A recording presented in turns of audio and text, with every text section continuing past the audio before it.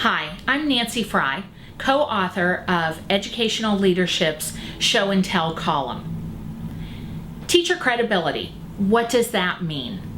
Teacher credibility has an amazing effect on the learning of students. But let's go underneath that. Teacher credibility is about trust, it's about dynamism, the enthusiasm you bring to the class. It's about competence, your knowledge of the subject matter and how you communicate that, and it's about immediacy. In the video that accompanies this column, you'll see Dina Burrow at the beginning of the school year talking with her high school mathematics students about homework, and you'll see how it is that she captivates them. Teacher credibility in action. Enjoy. I want you to explain to me how to tie my shoes. We're going to take about 4 or 5 minutes. You know what? If you want to draw pictures, as long as you explain your pictures, you can write paragraphs, you can write bullets. So, okay, right over the top of left. Right over the top of left. Pull tight. Oh, you take a shoelace in each of your hands. One shoelace in each hand. Good job. Thank you. Cross the laces. Put one lace through the hole created by the cross. There you go. That's what I'm talking about. You never said to let go. Isn't this behind? No, that's the left. Like this. There you go. Come on. There you go. All right. So now this is behind? Yeah. This is towards me. It doesn't matter. But it's behind the other way. Well, it's behind the shoe. This is behind. So here's what's happening.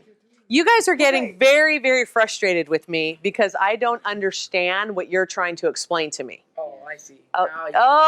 You see the little bridge? So I don't. when I'm up here, it is really hard to explain to somebody who doesn't know how to tie your shoes when you do it without thinking about it. I do math all the time.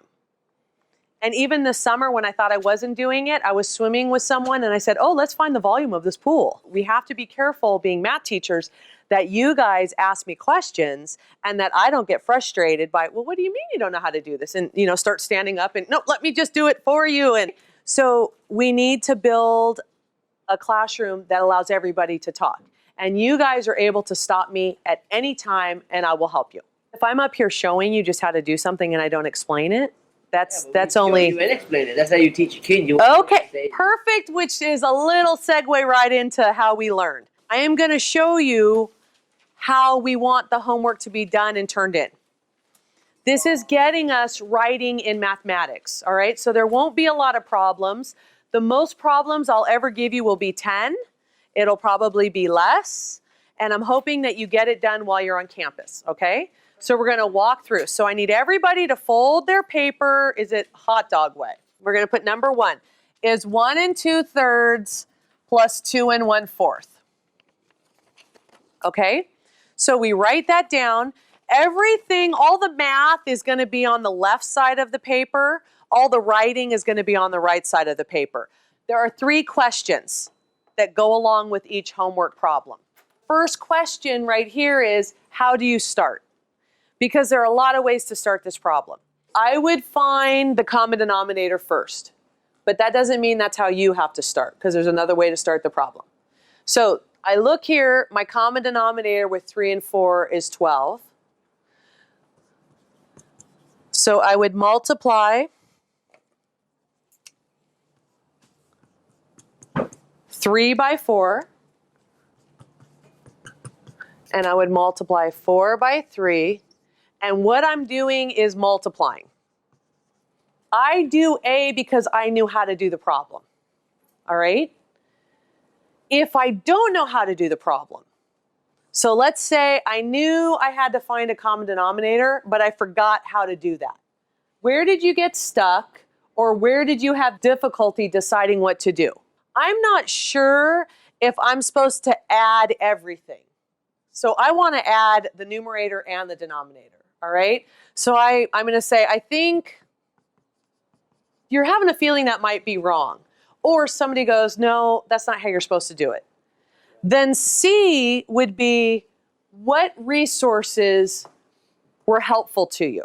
So did you talk to a teacher? Did you talk to a friend? Did you get on the internet? Did you look in a book? So I'm going to say I reviewed notes from last year. And then I figured out what to do. So now I continue with my A. Now I know how to find them all. I multiply and then I add, and then you would continue. Okay, let's try it for you guys. Remember, you got to write the A. You got to put what letter you're doing so I know, all right? So I'm starting with A. And A asks, where do you start? How are you starting this problem? So everybody just take 1 second, write down some things, and then you can help me start. My question's kind of like his. Would I write start in the brackets or something? Or Uh-huh. Right. Literally, I would square 4, multiply that. You can say you'd start in the brackets because then your next step is going to show me that you're squaring 4. Because I'm looking at this and I'm looking at what you're writing. Wait, do you have to write each step down? Yes. You should write each step down for right now because what we're going into is going to be more complicated.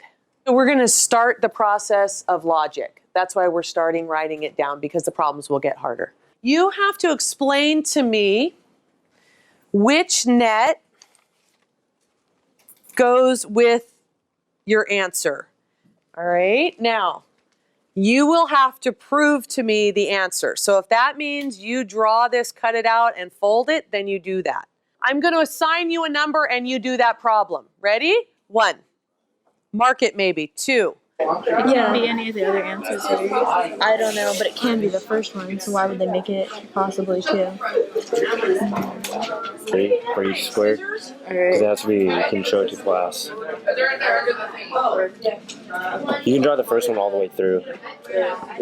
Like it has to be 12 inches. Paper. Wait, how many is that? 8? Yeah, no, it's 9.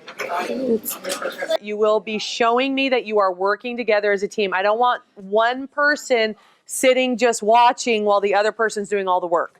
Okay? Then where do I fold though? Hold on, another line. Okay. Don't worry if they touch, okay? Because we're gonna make it into a box here. If we were to fold it, the black and this side would be touching. See? So those two would actually be touching. I don't know. I can't think of it that way. You want us to do it the visual way again? Yeah. Why do you think 4? What's going on with 4? None of them have the regular net, and I like the regular net to base everything else off. What do you mean the regular net? Like this one, like the one that looks like a cross. Like it Oh. doesn't have the standard net at all. Oh, I see. Oh, I gotcha. We have a group that has 2 possibilities. So can you guys stand up and show us the 2 possibilities over here? She needs support. Come on, this is a team. So this is the net for A. It's kind of small, but alright. And then you fold it up into the picture that we're supposed to get. I guess it does work. And then that one like that. And then do you end up with the same answer? Yeah, because it looks Oh, we have a dilemma. Anyone else? Did anybody do B and C on number 8? B and C can't work? Are we sure? We are starting to use problem solving. Half of the class is using visual. They're looking at it and folding it to try to make the box. And the other half of the class is actually cutting them out and physically making them. All right? They're both correct, but this is getting hard. I mean, we're down to 2 problems. One has 2 answers, and now 4 has no answers.